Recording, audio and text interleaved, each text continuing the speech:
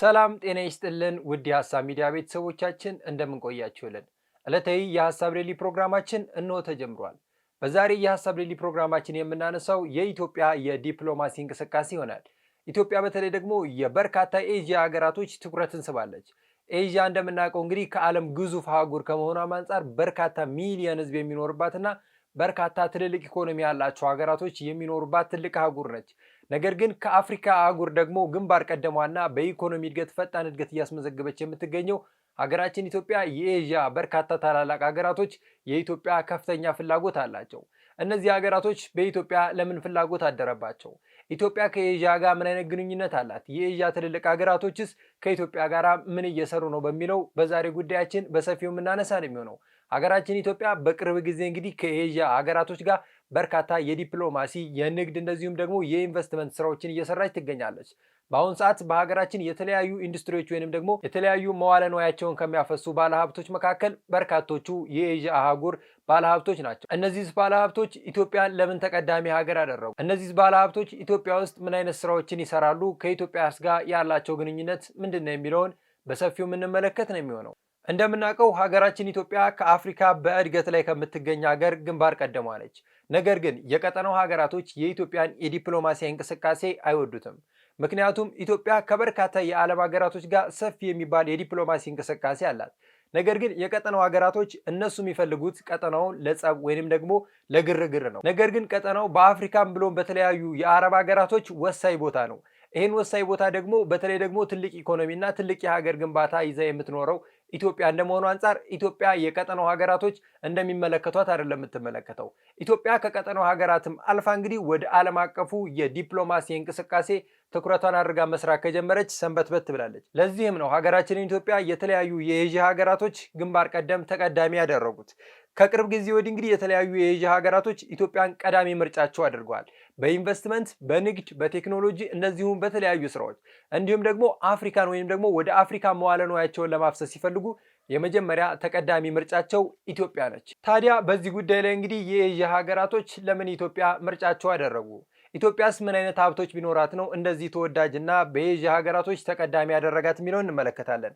ከቅርብ ጊዜ ወዲህ እንግዲህ በተለያዩ የዓለም ትልቅ የሚባሉ በተለይ ደግሞ በኤዥያ የሚኖሩ ትልልቅ አቅም ያላቸው ሀገራቶች በተለይ ጠቅላይ ሚኒስትሮቻቸው፣ ፕሬዚዳንቶቻቸው ወደ ኢትዮጵያ እየመጡ ሰፊ የትብብርና የውይይት መድረኮችን እያደረጉ ይገኛሉ። በቅርብ ከምናስታውሰው እንግዲህ የሲንጋፖር፣ የማሌዥያ እንዲሁም ደግሞ ከሰሞኑ የህንዱ ጠቅላይ ሚኒስትር ናሬንድራ ሙዲን ጨምሮ ሌሎች በርካታ የኤዥያ ሀገራቶች ወደ ኢትዮጵያ በመምጣት ከኢትዮጵያ ጋር በጋራ ለመስራት እንቅስቃሴ ጀምረዋል። እነዚህ ሀገራቶች ኢትዮጵያን ለምን ተቀዳሚ ምርጫ ያደረጉ ብለን ስንመለከት በተለይ ደግሞ የኢትዮጵያ ለኢንቨስትመንት ምቹ መሆኗ፣ የአፍሪካ መቀመጫ ሀገር እንደመሆኗ ኢትዮጵያ ለተለያዩ ሀገራቶች በተለይ ደግሞ ግንባር ቀደም መሆኗ ይህን ሁኔታዎችን እንዲፈጥሩ ያደርጋል። ሀገራችን ኢትዮጵያ ምቹ የኢንቨስትመንት አማራጮች አሏት። የተለያዩ ኢንቨስተሮች ወደ ኢትዮጵያ መጥተው መዋዕለ ንዋዮችን ለማፍሰስ ችግር አይገጥማቸውም ወይም ደግሞ እንከን አይኖርባቸውም። ምክንያቱም የሀገሪቷ የሰላምና ደህንነት ሁኔታ ምቹ ነው። ሀገሪቷ በርካታ ሀብቶች አሏት። እነዚህን ሀብቶቿን ደግሞ ለተለያዩ ኢንቨስተሮች ግልጽ ከማድረጉ አንጻር ኢትዮጵያ ለተለያዩ የዓለም ሀገራቶች ምቹ ኢንቨስትመንት አማራጭ ሀገር ስለሆነች ነው እነዚህ የኤዥያ ሀገራቶች ወደ ኢትዮጵያ መጥተው መዋዕለ ንዋያቸውን ለማፍሰስ እቅድና እንቅስቃሴ እያደረጉ የሚገኙ። ሌላው የተሻለና ቀልጣፋ የዲፕሎማሲ እንቅስቃሴ አላት ኢትዮጵያ። እንደ ቀጠናው ሀገራት ሳይሆን በተለይ ደግሞ ከቀጠናው ሀገራት ለየት በማለት በተለያዩ ሀገራቶች መልካም የሚባል የዲፕሎማሲ እንቅስቃሴ አላት። ዲፕሎማሲያዊ እንቅስቃሴያችን ለሀገር ሀብት ነው። ምክንያቱም ሁለት ሀገራቶች በጋራ የሚሰሩ ከሆነ ኢንቨስተሮች ወደ ሀገር ውስጥ መጥተው መዋዕለ ንዋያቸውን ማፍሰስ የሚችሉበት ሰፊ እድል አለ። ሌላኛው እንግዲህ የተሻሉ ስራዎችን ለመስራት ወይም ደግሞ ወደ ኢትዮጵያ ለመምጣት ቀላልና ቀልጣፋ ነው። ለዚህም ነገሮችን ያቀለለልን ምቹና ቀልጣፋ የሆነው የኢትዮጵያ አየር መንገድ ነው። የኢትዮጵያ አየር መንገድ ኢትዮጵያን ብቻ ሳይሆን ለበርካታ የአፍሪካ ሀገራቶች መዳረሻ ነው። ከኢትዮጵያም ወደ ተለያዩ የዓለም ሀገራቶች በርካታ መዳረሻ ስላለው የትኛውም የዓለም ሀገራት ወደ ኢትዮጵያ ለመምጣት እንግልት አይገጥማቸውም፣ እንከንም የለውም። ይህም ደግሞ ትልቅ አቅምን የፈጠረልን እንቅስቃሴ ነው። ሌላው የተለያዩ ምቹ ሁኔታዎች አሉ። በኢትዮጵያ ውስጥ የተፈለገውን አይነት እንቅስቃሴ ለማድረግ ኢትዮጵያ ክፍት ነች። እንደዚሁም ደግሞ ለኢንቨስትመንት በጣም ምቹ የሆነችና ተስማሚ ሀገር እንደመሆኑ አንጻር የኤዥያ ሀገራቶች ወደ ኢትዮጵያ ትኩረታቸውን ሊያደርጉ ተስበዋል። እንደምናውቀው እንግዲህ በቅርቡ በደቡብ አፍሪካ በተዘጋጀው የቡድን 20 አባል ሀገራት ጉባኤ ላይ እንግዲህ ኢትዮጵያ በልዩ ተጋባዥነት ነው የተጋበዘችው። እዚህም ጉባኤ ላይ መገኘቷ ከተለያዩ የኤዥያ ሀገራቶች ጋር ውይይት አድርጋለች። እነሆ ኢትዮጵያ በጂ20 አባል ሀገራት ስብሰባ ላይ በልዩ ሁኔታ እንደተጋበዘች ስንል ከአፍሪካ ቀልጣፋ እንቅስቃሴ ያለባት ሀገር ነች። ምቹ የኢንቨስትመንት አማራጭ አላት። በዲፕሎማሲያዊ መንገዷም ከዓለም አቀፍ ደረጃ ሰፊ እንቅስቃሴ የምታደርግ ሀገር ነች። እንደዚሁም በተለያዩ የዓለም መድረኮች የአፍሪካ ድምጽ የሆነች ሀገር ነችና የአፍሪካ ድምጽነቷ ደግሞ እንደዚህ አይነት ትልልቅ ጉባኤ ላይ ተገኝታ አፍሪካን ብሎም ደግሞ ኢትዮጵያን የተለያዩ የኢንቨስትመንትንና የተለያዩ አማራጮችን እድል እንድታገኝ የረዳት ትልቅ አክሰስ ነው። ለዚህም ነው በጂ20 አባል ሀገራት ጉባኤ ላይ ተገኝታ ከተለያዩ የኤዥያ ሀገራት መሪዎች ጋር ውይይት ያደረገችው። ከነዚህም ውይይቶች በኋላ የተለያዩ የኤዥያ ሀገራት መሪዎች ወደ ሀገራችን ኢትዮጵያ መጥተዋል። ከጠቅላይ ሚኒስትር ዶክተር አብይ አህመድ ጋርም ሰፊ ውይይት በደቡብ አፍሪካም አድርገዋል። እነዚህ ውይይቶች እንግዲህ የኢትዮጵያን በተለይ ደግሞ በአፍሪካ ግንባር ቀደም ከመሆናችንም አንጻር የአፍሪካ መዲና ነን። የተለያዩ የዓለም ሀገራቶች ወደ አፍሪካ መዋለ ንዋያቸውን ለማፍሰስ የመጀመሪያ የሚመለከቱት ኢትዮጵያን ነው። ኢትዮጵያ አንደኛ ምቹ ነች፣ ሁለተኛ ደግሞ የአፍሪካ መዲና እንደመሆኑ አንጻር ከአፍሪካ በተለይ ደግሞ ቀዳሚ ከሚባሉ ሀገራቶች ለኢንቨስትመንት ምቹ እንደመሆኑ አንጻር እነዚህ የኤዥያ ሀገራቶች ወደ ኢትዮጵያ ወይንም ደግሞ ወደ አፍሪካ ትኩረታቸውን ለማድረግ ቀዳሚ ምርጫቸው የምትሆነው ሀገራችን ኢትዮጵያ ነች። በቡድን 20 አባል ሀገራት ጉባኤ ላይ እንግዲህ ጠቅላይ ሚኒስትር ዶክተር አብይ አህመድ ከሲንጋፖርና ማሌዥያ መሪዎች ጋር በጋራ ለመስራትና በመተባበር የተለያዩ ነገሮችን ለማድረግ ውይይቶችንና ስምምነቶችን አድርጓል። በዚህም ጉባኤ ላይ እንግዲህ ጠቅላይ ሚኒስትር ዶክተር አብይ አህመድ እንዳነሱት ከሆነ የመደመር መንግስት በልዩነት ውስጥ አንድነትና ትብብርን አቅምን በማብዛት እድገትን ለሁሉም ማጋራት ስለሆነ ኢትዮጵያ በተለይ ደግሞ ለአፍሪካን ብሎም ለዓለም ሀገራት ክፍት እንደመሆኑ አንጻር እነዚህ ስራዎችን ለመስራት ምቹ ሁኔታዎችንም ፈጥረውልናል ሲሉ ጠቅላይ ሚኒስትር ዶክተር አብይ አህመድ በዚህ ጉባኤ ላይ ተናግረዋል። Ethiopia is a land of ancient civilization, defined by resilience and prospects still being written. Our homeland has sheltered faiths. Our people have built lasting societies. From this legacy comes Maddamar, a philosophy of unity in diversity, of synergetic collaboration that multiplies potential and of progress shared by all. Guided by this spirit, Ethiopia is moving toward inclusive growth. Our cities are becoming hubs of innovation. Industrial parks reshape economies. Farmers use tools their parents could never imagine.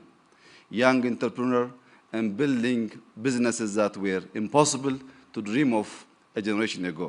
ዛሬ ላይ የዓለምን ትኩረት የሳበችው ኢትዮጵያ የአፍሪካ መዲና ስለሆነች ነው። የአፍሪካ መዲና ነች፣ የአፍሪካ ልሳን ነች፣ የአፍሪካ የመዋለ ንዋይ ፍሰት ምቹና ቀልጣፋ የሆነች ሀገር ነች። ሀገራችን ኢትዮጵያ ከአፍሪካ ህብረት መቀመጫነቷም ውጪ የኢትዮጵያ አየር መንገድ ቅድም እንዳነሳውላችሁ ምቹ እድሎችን ይፈጥራልና የተለያዩ የኤዥያ ሀገራቶች ኢንቨስተሮች፣ ባለሀብቶች፣ የተለያዩ አመራሮች ወደ ኢትዮጵያ ለመምጣት ምንም አይነት እንግልት አይገጥማቸውም። ምክንያቱም የኢትዮጵያ አየር መንገድ ወደ ተለያዩ የኤዥያ ሀገራቶች ሰፊ የበረራ እንቅስቃሴ ስላለው እነዚህ ሁኔታዎች ደግሞ የኢትዮጵያን ከኤዥያ ሀገራቶች ጋር ያላትን ትብብር በትልቁ ከፍ ያደረገላት ሁኔታ። በዚህም ምክንያት እንግዲህ በኤዥያ ውስጥ ግንባር ቀደም የሚባሉ ትልልቅ ኢኮኖሚ ያላቸው ሀገራቶች መሪዎች በኢትዮጵያ በመምጣት እንግዲህ ይፋ የስራ ጉብኝት አድርገዋል። በዚህም ይፋ የስራ ጉብኝታቸው ላይ ከኢትዮጵያ ጋር በጋራ ለመስራት የትብብር ስምምነቶችን አስቀምጠዋል። እነማን ናቸው ብለን ስንመለከት እንግዲህ የመጀመሪያዋ ሲንጋፖር ነች። በተለይ ደግሞ በቅርብ ጊዜ ኢትዮጵያና የሲንጋፖር ግንኙነት ከጊዜ ወደ ጊዜ እያደገ ከመምጣቱ አንጻር የሲንጋፖሩ ጠቅላይ ሚኒስትር በጠቅላይ ሚኒስትር ዶክተር አብይ አህመድ በተደረገላቸው ግብዣ እንግዲህ ወደ ኢትዮጵያ በመምጣት እንግዲህ ይፋ የስራ ጉብኝት አድርገዋል። በዚህም ጉብኝታቸው ላይ እንግዲህ ከጠቅላይ ሚኒስትር ዶክተር አብይ አህመድ ጋር ውይይት አድርጓል። እንደዚሁም የትብብር ስምምነቶችን አድርጓል። እንደምናውቀው ሲንጋፖር የደቡብ ኤዥያ ፈርጥ የሆነችና በዓለም በፋይናንስ ዘርፍና በቱሪዝም ዘርፍ ግንባር ቀደም የሆነች ሀገር ነች። እንደዚሁም ደግሞ ኢኮኖሚያ በእድገት ላይ ያለና በተለይ ደግሞ ፈጣን ኢኮኖሚ እድገት ከሚያስመዘግቡ ሀገራቶች ግንባር ቀደም አለች። ሲንጋፖርም ኢትዮጵያን ምርጫዋ ያደረገችው እንግዲህ ቅድም እንዳነሳውላችሁ ኢትዮጵያ በተለይ የዲፕሎማሲያዊ እንቅስቃሴዋ ምቹ ስለሆነና በተለይ በሁለቱ ሀገራቶች አሁን ላይ እየተያየ ያለውና ሁለቱ ሀገራቶች በጋራ ለማድረግ የሚሄዱባቸው እንቅስቃሴዎች ናቸው። ሲንጋፖር የተለያዩ የብዝሃ ህይወት ያላት ሀገር ብትሆንም ነገር ግን ይሄ ብዝሃ ህይወቷን ወደ አንድነት በማምጣት የተለያዩ ስራዎችን በመስራት ዛሬ ላይ በዓለም ግንባር ቀደም እንድትሆን አድርጓታል። ኢትዮጵያም እንደ ሲንጋፖር የተለያዩ የብሔር ብሔረሰቦችና ህዝቦች መኖሪያ እንደመሆኗ ይህንን ህብረ ብሔራዊነታችንን ወደ አንድ በማምጣት ዛሬ ላይ የተለያዩ ስራዎችን እየሰራ እንገኛለን። የሲንጋፖር ጠቅላይ ሚኒስትር የሆኑት እንግዲህ ሎረንስ ወንግ እንግዲህ ከኢትዮጵያ ጋራ በዲጂታላይዜሽን፣ በቱሪዝም፣ በአረንጓዴ ልማትና በሌሎች ዘርፎችም ለመስራት ከኢትዮጵያ ጋራ ፍቃደኛ ነን ብለዋል። ጠቅላይ ሚኒስትሩ እንዳሉት ከሆነ ኢትዮጵያ እያደገች ያለች ሀገር ነች፣ በርካታ የሰው ሀብት ያላትና በተለይ ደግሞ ኢኮኖሚያ በፍጥነት እያደገ ያለች ሀገር ነችም ብለዋል። በዚህም ጉብኝቴ በአፍሪካ በኢትዮጵያና በሲንጋፖር የሁለትዮሽ ግንኙነትን ያጠናከረ እና እንዲሁም ግንኙነታችንን ያሳደገ ትልቅ ግንኙነት ነው ሲሉም ገልጸዋል። ኢትዮጵያ ቀደምት ስልጣኔ ያላት ሀገር ነች። በተለይ ደግሞ በርካታ ብዝሃ ህይወት ያላት ናት። ይሄ ብዝሃ ህይወቷን ደግሞ በአንድነትና በጋራ በማምጣት ለሀገር እድገት እየተጠቀመችበትም ነው ብለዋል። ሲንጋፖር ከኢትዮጵያ ጋር በንግድ፣ በኢንቨስትመንት፣ በትራንስፖርቴሽን፣ በዲጂታላይዜሽን ለመስራት አብረነን ከኢትዮጵያ ጎንም እንቆማለን ሲሉ የሲንጋፖሩ ጠቅላይ ሚኒስትር ገልጸዋል። On my first official visit to Ethiopia, but also, in fact, my first bilateral visit to the African continent, and it's here in Ethiopia. Prime Minister Abiy said just now that Ethiopia is stepping up its engagements with developed countries to match Ethiopia's needs and demands with the resources and capabilities of developed countries. To be clear, Singapore is not a developed country. We see ourselves as a tiny little island, always vulnerable, exposed to so many external challenges and always trying to keep ahead. On the other hand, we see Ethiopia as an ancient civilization with a long and proud history, a diverse people, and tremendous potential to do much more going forward. So this is not about us teaching Ethiopia at all or offering lessons. It's a partnership of equals. It's a partnership of us working together closely for win-win partnership. Other areas of cooperation, including in trade and investments, as well as digital transformation and digital connectivity. ሌላኛው እንግዲህ በተለይ በቅርብ ጊዜ ወደ ሀገራችን መጥተው ይፋዊ ስራ ጉብኝት ያደረጉት እንግዲህ የማሌዥያው ጠቅላይ ሚኒስትር አንዋር ኢብራሂም ናቸው። ማሌዥያ እንግዲህ የደቡብ ምስራቅ ኤዥያ ሀገር ነች። በከፍተኛ የኢኮኖሚ እድገት ላይ የምትገኝ ሀገርና ከኤዥያ ግንባር ቀደም ኢኮኖሚ ካላቸው ሀገራት ተብለው ከሚጠቀሱ የኤዥያ ሀገራቶች መካከል ማሌዥያ ግንባር ቀደሟ ነች። የማሌዥያው ጠቅላይ ሚኒስትር እንግዲህ አንዋር ኢብራሂም ከሰሞኑ ወደ ሀገራችን በመምጣት ከጠቅላይ ሚኒስትር ዶክተር አብይ አህመድ ጋር ሰፋ ያለ ውይይት አድርገዋል።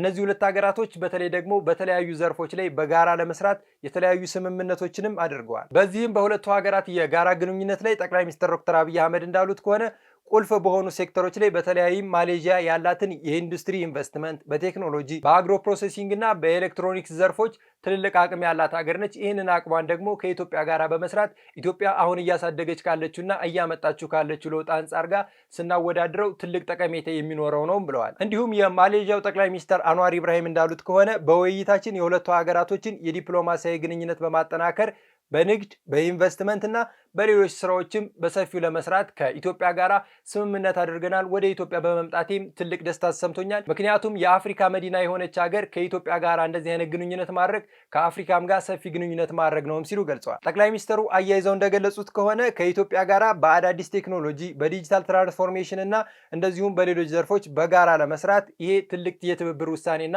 ትልቅ የትብብር ሂደት ነውም ሲሉ ገልጸዋል። ማሌዥያ ከፍተኛ የንግድ እንቅስቃሴ አላት። ከኤዥያ እስከ አውሮፓ፣ ከአውሮፓ እስከ አሜሪካ።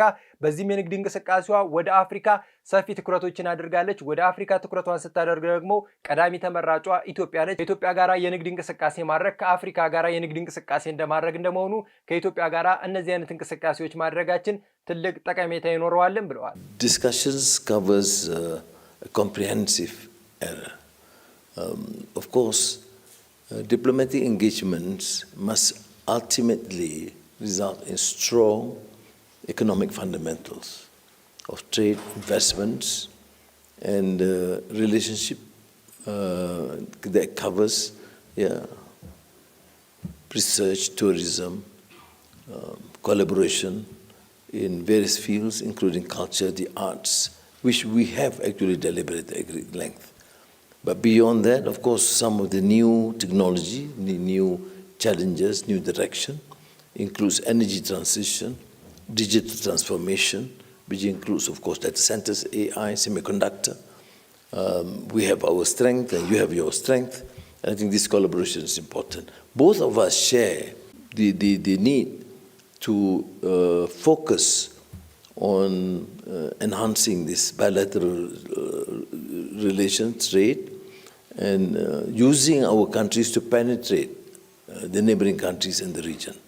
And I think Malaysia have learned as a trading nation with huge investments and trade with the West and the East, United States, Europe, China, India, etc., that the way forward would be to spread out and penetrate new markets in Africa, Latin America, and beyond. That's why, again, I must thank you for your strong support for our membership into BRICS. You are one of the strong voices in that regard, and I think we also use mechanisms like G20, whilst going on with our traditional relationship with America, Europe, China, etc. We want to extend and expand this. ሌላው ከትናንት በስቲያ እንግዲህ ወደ ሀገራችን ኢትዮጵያ መጥተው የነበሩት የህንድ ጠቅላይ ሚኒስትር ናሬንድራ ሙዲ ናቸው። በህንድና በኢትዮጵያ መካከል እንግዲህ በተለያዩ ስራዎችን ለመስራት ሁለቱ መሪዎች ስምምነት አድርገዋል፣ ውይይቶችም ተደርገዋል። እንደምናውቀው የህንዱ ጠቅላይ ሚኒስትር ናሬንድራ ሙዲ በኢትዮጵያዊ የይፋዊ ስራ ጉብኝታቸው በህዝብ ተወካዮች ምክር ቤትና በፌዴሬሽን ምክር ቤት ስብሰባ ላይ ተገኝተው ንግግር አድርገዋል። በኢትዮጵያና በህንድ መካከል ሰፊ የትብብር ስራዎችን ለመስራት ዝግጁ ነን፣ እንደዚሁም ሁለቱ ሀገራቶች የነበራቸውን ከዚህ በፊት ያላቸውንም ቀደምት ስልጣኔያቸውንም ወደፊት ለማስቀጠል በጋራ ለመስራትና በጋራ ለመተባበር ሁለቱ ሀገራቶች የተለያዩ ስራዎችን ለመስራት ፍቃደኛ ናቸውም ብለዋል። በተለይ ጠቅላይ ሚኒስትሩ በኢትዮጵያ ያደረጉት ጉብኝት ሰፊ ትኩረትን ያገኘና በዓለም አቀፍ ደረጃ ትልቅ ተቀባይነት የነበረው ነው። ምክንያቱም ህንድ ከዓለማችን ቀዳሚ ከሆኑ ኢኮኖሚ ካላት ሀገራቶች መካከል እንደመሆኗ ወደ ኢትዮጵያ መጣ ከኢትዮጵያ ጋር እንደዚህ አይነት የንግድ እንቅስቃሴዎች ወይንም ደግሞ የተለያዩ የኢንቨስትመንት ስራዎችን መስራቷ ከኢትዮጵያ ጋር ያላትን ግንኙነት ይበልጥ የሚያጠናክረው ነው። እንደሚታወቀው ኢትዮጵያና ህንድ ከዚህ በፊት በርካታ ስራዎችን የሰሩ ሁለት ሀገራቶች ናቸው። እነዚህ ስራዎቻቸውም ደግሞ ወደፊት ከዚህ የተሻለ ስራዎችን ለመስራት አቀደናል ብለዋል። የኢትዮጵያና ህንድ ትብብር በወታደራዊ ሳይበር ደህንነት፣ በኢንዱስትሪ ዘርፍና በዓለም አቀፍ ግንኙነቶች ላይ ያተኮረ እንደሆነ የህንዱ ጠቅላይ ሚኒስትር ናሬንድራ ሙዲንም ገልጸዋል። እነዚህ ሁላ የኤዥያ ሀገራቶች እንግዲህ ኢትዮጵያን ትኩረት ያደረጉት ኢትዮጵያ ለኢንቨስትመንት ምቹ እንደመሆኑ አንጻር በተለይ ደግሞ የዲፕሎማሲያዊ እንቅስቃሴዋ ከኤዥያም ከአውሮፓም ከተለያዩ የአሜሪካ ሀገራቶችም ቀላልና ቀልጣፋ ነው። ነገር ግን የቀንዱ ሀገራቶች ኢትዮጵያን በተለይ ደግሞ የዲፕሎማሲያዊ እንቅስቃሴዋ ተገቢ አይደለም በሚል ወቀሳ ያደርሱባታል። እንደምናውቀው እንግዲህ እነዚህ አይነት ወቀሳ የሚያደርሱ ሀገራቶች ከየትኛውም የዓለም መንግስታት ጋር ሲነጋገሩ አንመለከትም። ነገር ግን የተለያዩ የአደጉ ሀገራቶች ኢትዮጵያን ምርጫቸው አድርገው ከኢትዮጵያ ጋር በጋራ ለመስራት እንቅስቃሴ እያደረጉ ይገኛሉ። እነዚህ ሀገራቶች በቅርቡ እንግዲህ ከኢትዮጵያ ጋር ያደረጓቸው ስምምነቶች ናቸው። ሌሎች ሀገራቶችም ደግሞ የኢትዮጵያን የኢንቨስትመንት አማራጭ ተከትለው ወደ ሀገራችን በመምጣት በርካታ ስራዎችን ይሰራሉ ብለን ተስፋ እናደርጋለን። ውድ ተመልካቾቻችን ለዛሬ የነበረን የሀሳብ ሊሊ ፕሮግራማችን ይህን ይመስል ነበረ። ፕሮግራሙን አዘጋጅቼ ወደ እናንተ ሳደርስ የነበርኩት እኔ ዮርዳኖስ ለማረኝ። እናንተም አብራችሁኝ ስለቆያችሁ ከልብ እያመሰገነው የዩቲዩብ ቻናላችንን ሰብስክራይብ፣ ላይክ፣ ሼር እንድታደርጉ እየጋበዙ በቀጣይ ቀን በሌላ ፕሮግራም እስከመመለስ ቸር ቆዩ።